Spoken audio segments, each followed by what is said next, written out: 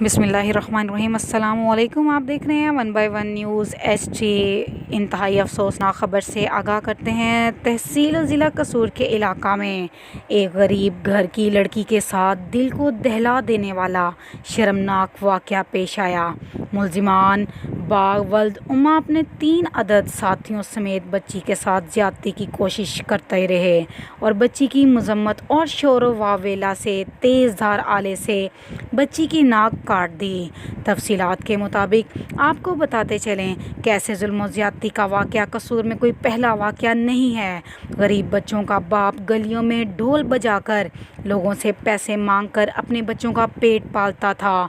बच्चों के माँ बाप कहीं शादी पर गए हुए थे और मुलजिमान ने मौके पर आकर तमाम घर वालों को मशरूब में कोई नशा आवर चीज़ मिलाकर पिला दी, जिससे वो तमाम नीम बेहोश हो गए और 4 मुलजिमान बच्ची के साथ ज़्यादती की कोशिश करते रहे।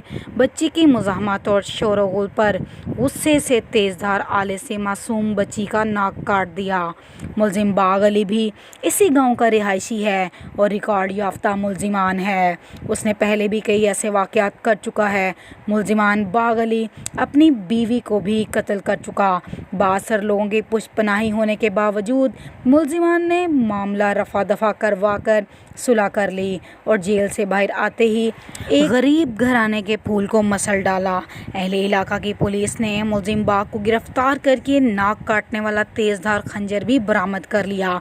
मुलजिम को बासर लोगों की पुष्पनाही है, जिससे पुलिस के सामने वो टाल मटोल से काम ले रहा है। अहले खाना की तमाम बरादरी की आईजी पंजाब और वज़ीर इमरान खान और वज़ीर आला पंजाब सरदार उस्मान बज़दार और थाना डूंगा शाह की डीएसपी और एसएचओ से इंसाफ की अपील। और वज़ीर आज़म पाकिस्तान इमरान खान और वज़ीर आला पंजाब सरदार उस्मान बज़दार साहब खुद इस बात का नोटिस लें और इन गरीबों की माली इमदाद भी करें ताकि अदलिया में भी अपना अच्छा सा कौंसल खड़ा कर सकें, ताकि इन दरिंदों को सख्त से सख्त सज़ा भी दी जा सके और ऐसे बेड़ियों को सरेआम फांसी के तख्ते पर लटकाया जाए।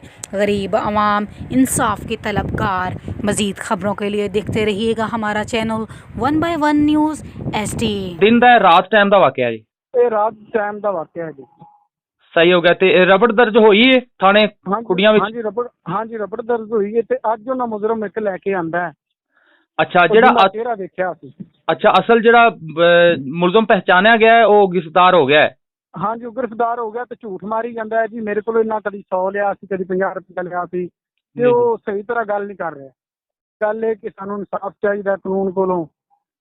ਉਹ ਜਦੋਂ ਬੱਚੀ ਨੇ ਕੁਛ ਵੀ ਨਹੀਂ ਨਾ, ਅੱਗੋਂ ਉਹਨਾਂ ਵੇਖਿਆ ਕਿ ਸਾਡੀ ਗੱਲ ਨਹੀਂ ਬਣਨੀ ਜੀ। ਉਹਨਾਂ ਆਖਿਆ ਕਿ ਤੂੰ ਸਾਡੀ ਗੱਲ ਨਹੀਂ ਮੰਨੀ, ਅਸੀਂ ਤੇਰੇ ਭਰਾ ਨੂੰ ਫੈਰ ਮਾਰ ਦਿਆਂਗੇ। ਕੁੜੀ ਫੇਰ ਵੀ ਹੱਥੋਂ ਬੱਕੀ ਪਈ ਰਹੀ ਜੀ। ਉਹਨਾਂ ਫਿਰ ਆਖਿਆ ਕਿ ਅਸੀਂ ਤੈਨੂੰ ਮੂੰਹ ਵਿਖਾਉਣ ਦੇ ਕਾਬਲ ਹੀ ਨਹੀਂ ਛੱਡਣਾ ਕਿਸੇ ਪਾਸੇ। ਬਹੁਤ ਗਲਤ ਕੀਤਾ ਹੈ ਇਹਨਾਂ ਨੇ। ਤੇ ਜਿਹੜੇ ਸਾਡੇ ਐਸਐਚਓ ਨੇ ਇਸ ਵੇਲੇ ਖੁੱਡੀਆਂ ਥਾਣਾ ਦੇ ਮੁਤਲਕਾ ਨੇ ਜਿਹੜੇ ਮਾਸ਼ਾਅੱਲਾ ਬਹੁਤ ਅੱਛੇ ਇਨਸਾਨ ਨੇ। ਇਨਸ਼ਾਅੱਲਾ ਇਨਸਾਫ ਮਿਲੇਗਾ, ਕੋਈ ਐਸੀ ਟੈਨਸ਼ਨ ਦੀ ਗੱਲ ਨਹੀਂ। ਤੇ ਅਗਰ ਮੁਲਜ਼ਮ ਗ੍ਰਿਫਤਾਰ ਹੋ ਗਿਆ ਤੇ ਇਨਸ਼ਾਅੱਲਾ ਜਿਹੜੇ ਨਾਲ ਬੰਦੇ ਸਨ ਉਹ ਵੀ ਗ੍ਰਿਫਤਾਰ ਹੋਣਗੇ ਇਨਸ਼ਾਅੱਲਾ। ਉਹਨਾਂ ਮਾਸ਼ਾਅੱਲਾ ਸਾਡੇ ਨਾਲ ਬੜਾ ਅੱਛਾ ਤਾਮਨ ਕੀਤਾ। ਉਹਨਾਂ ਭੱਜ ਨੱਸ ਕੇ ਉਹਨਾਂ ਦੀਆਂ ਬੁੜੀਆਂ ਨੇ ਜ਼ਬਰਦਸਤ ਮੁਜਰਮ ਜਿਹੜਾ ਉਹਨਾਂ ਨੇ ਗ੍ਰਿਫਤਾਰ ਅੱਜ ਕਰ ਲਿਆ। ਇਹ ਬੱਚੇ ਦੱਸਦੇ ਨੇ ਕਿ ਕਿੰਨੇ ਬੰਦੇ ਸਨ ਇਹਨਾਂ ਦੇ ਨਾਲ? ਇਸ ਬੰਦੇ ਦੇ ਨਾਲ 4 ਬੰਦੇ ਸੀ। ਇੱਕ ਇਹ ਸੀ, 3 ਦੇ ਨਾਲ ਹੋਰ ਸੀ, ਉਹਨਾਂ ਮੂੰਹ ਲਪੇਟੇ ਸੀ। ਇਹ ਬਾਗ ਅਲੀ ਬੰਦਾ ਕੋਈ ਮਾਤਮ ਹੈ ਜਿਹੜਾ? ਹਾਂਜੀ ਇਹ ਬਾਗ ਅਲੀ ਇਹਦਾ ਨਾਮ ਹੈ। ਸਹੀ ਹੋ ਗਿਆ। ਉਹਨਾਂ ਆਖਿਆ ਜੀ ਅਸੀਂ ਤੁਹਾਨੂੰ ਕਿਸੇ ਪਾਸੇ ਮੂੰਹ ਵਿਖਾਉਣ ਜੋਗਾ ਨਹੀਂ ਛੱਡਣਾ। ਉਹਨੇ ਬੱਚੀ ਦਾ ਨੱਕ ਅੱਧੇ ਨਾਲ ਜ਼ਿਆਦਾ ਲਾਹ ਕੇ ਥੱਲੇ ਸੁੱਟ ਦਿੱਤਾ। ਓਹੋ, ਬਹੁਤ ਜ਼ੁਲਮ ਕੀਤਾ। ਧੀਆਂ ਧਿਆਣੀਆਂ ਨਾਲ ਇਹੋ ਜਿਹਾ ਸਲੂਕ ਨਹੀਂ ਕਰਨਾ ਚਾਹੀਦਾ ਤੇ ਅਸੀਂ ਸੋਸ਼ਲ ਮੀਡੀਆ ਤੇ ਆਵਾਜ਼ ਉਠਾਉਂਦੇ ਹਾਂ। ਇਨਸ਼ਾਅੱਲਾ ਸਾਨੂੰ ਇਨਸਾਫ ਮਿਲੇਗਾ ਜੀ। ਅੱਲਾਹ ਖੈਰ ਕਰੇਗਾ। ਹਾਂਜੀ ਇਨਸ਼ਾਅੱਲਾ ਸਾਨੂੰ ਇਨਸਾਫ ਮਿਲਣਾ ਚਾਹੀਦਾ ਹੈ ਜੀ। ਸਾਰੀਆਂ ਧੀਆਂ ਜਿਹੜੀਆਂ ਨੇ ਸਭ ਦੀਆਂ ਸਾਂਝੀਆਂ ਹੁੰਦੀਆਂ ਨੇ। ਇਨਸ਼ਾਅੱਲਾ ਜੀ ਇਨਸ਼ਾਅੱਲਾ। ਮੈਂ ਇਹ ਕਹਾਂਗਾ ਕਿ ਇਨਸਾਫ ਉਹ ਹੀ ਹੈ, ਕਾਨੂੰਨ ਉਹ ਹੀ ਹੈ ਜਿਹੜਾ ਗਰੀਬਾਂ ਦੇ ਵਾਸਤੇ ਹੋਵੇ। ਅਗਰ ਗਰੀਬਾਂ ਨੂੰ ਇਨਸਾਫ ਨਹੀਂ ਮਿਲੇ ਤੇ ਐਸੇ ਕਾਨੂੰਨ ਨੂੰ ਜੰਗਲ ਦਾ ਕਾਨੂੰਨ ਕਿਹਾ ਜਾਂਦਾ ਹੈ ਜੀ। ਹਾਂਜੀ ਅੱਗੇ ਇਸ ਬੰਦੇ ਨੇ ਆਪਣੀ ਬੀਵੀ ਵੱਢੀ, ਕਤਲ ਕੀਤੀ ਸੀ। ਇਹ ਬੰਦਾ ਫਿਰ ਆਦੀ ਮੁਜਰਮ ਹੈ ਜੀ। ਹਾਂਜੀ, ਇਹਨੇ ਅੱਗੇ ਆਪਣੀ ਬੀਵੀ ਕਤਲ ਕੀਤੀ ਤੇ 5 ਸਾਲ ਬਾਅਦ ਬਾਹਰ ਆ ਗਿਆ ਸੀ। ਇਨਸ਼ਾਅੱਲਾ ਇਨਸਾਫ ਹੋਏਗਾ। ਇਨਸ਼ਾਅੱਲਾ ਇਨਸਾਫ ਹੋਏਗਾ। ਅੱਲਾਹ ਤਾਲਾ ਜ਼ਾਤ ਇਨਸਾਫ ਕਰੇਗੀ। ਇਸ ਦਫਾ ਇਨਸ਼ਾਅੱਲਾ ਇਹ ਕੈਫਰੇ ਕਰਦਾਰ ਤੱਕ ਪਹੁੰਚੇਗਾ। ਇਨਸ਼ਾਅੱਲਾ ਇਹ ਬੰਦਾ ਇਨਸ਼ਾਅੱਲਾ ਸਾਡੀ ਜੀ ਅਪੀਲ ਹੈ, ਸਾਡੀ ਇਹ ਮਿਹਨਤ ਹੈ ਕਿ ਸਾਡੇ ਨਾਲ ਤਾਮਨ ਕੀਤਾ ਜਾਵੇ। ਅਸੀਂ ਗਰੀਬ ਆਦਮੀ ਆ, ਤੁਹਾਨੂੰ पता मांग के खाने वाले लोग हैं ਅਸੀਂ। अल्लाह खैर करेगा जी इंशाल्लाह। अल्लाह खैर करेगा। ताज़ा तरीन अपलोड्स की नोटिफिकेशन हासिल करने के लिए हमारे चैनल को सब्सक्राइब करें और साथ में दिए गए घंटी के निशान को दबाना ना भूलें।